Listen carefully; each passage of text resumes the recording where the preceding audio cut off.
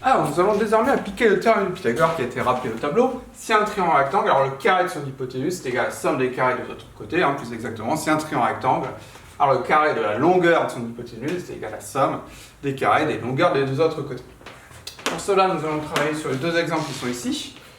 Le premier est assez classique, avec 3 cm et 4 cm de longueur pour les côtés de l'angle droit, et on va chercher cette longueur-ci. Le deuxième, on connaît la longueur d'un côté de l'angle droit, on connaît cette longueur qui est la longueur de l'hypoténuse, on va chercher la longueur manquante IE. Les figures bien évidemment sont pas réalisées en vrai grand. Donc, première chose que l'on remarque, on a un triangle rectangle, comme le codage génétique.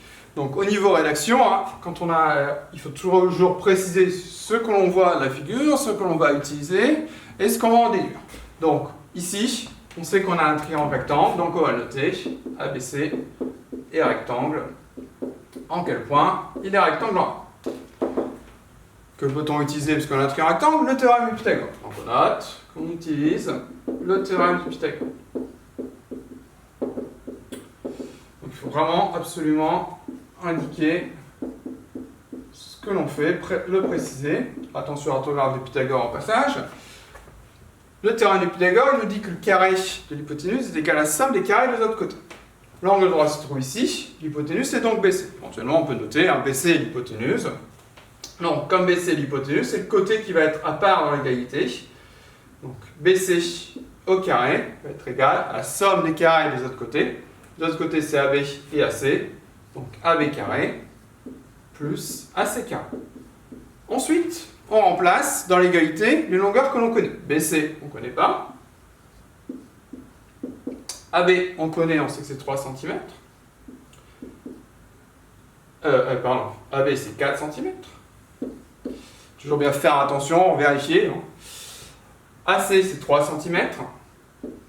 Donc, AB, on l'a remplacé par 4, AC par 3.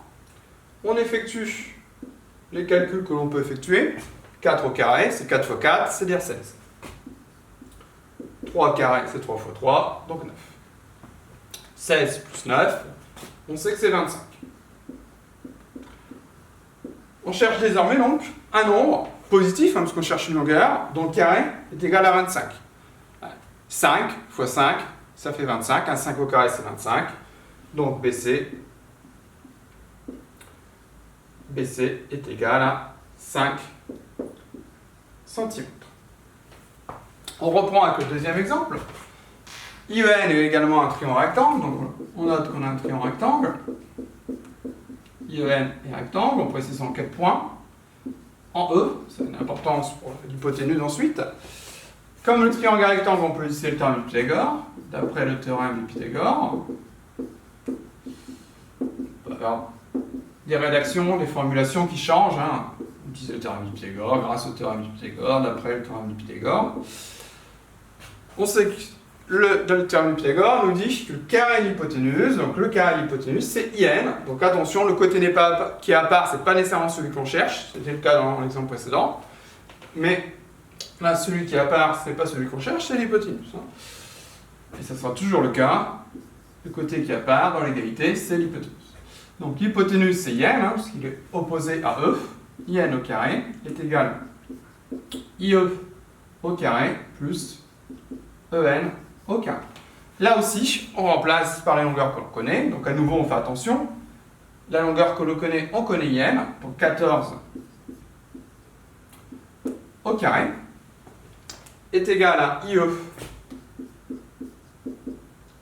au carré plus EN au carré. Ensuite, on va plus EN. EN, on a vu que c'était 3 cm. Alors, 3 au carré, ça fait 9, ça y a pas de souci. IE, on ne connaît pas, c'est la longueur que l'on cherche. Et donc, il faut calculer 14 au carré. 14, c'est 10 plus 4. 10 fois 14, ça fait 140.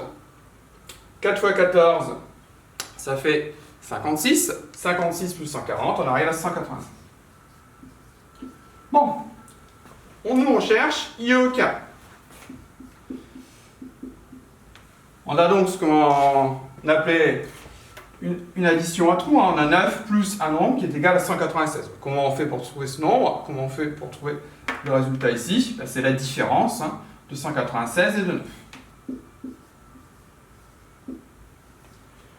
196 moins 9, on trouve 187. Et je cherche un nombre positif qui multiplié par lui-même donne 187. Alors, tout à l'heure, c'était facile, hein, un nombre positif qui au carré donnait 25, on avait en tête 5.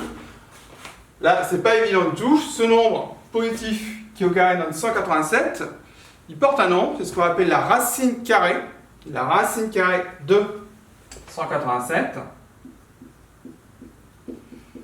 Donc IE, ça va être la racine carrée de 187, que l'on note de cette façon. Racine carrée de 187, la racine carrée, c'est donc le nombre positif qui au carré donne 187.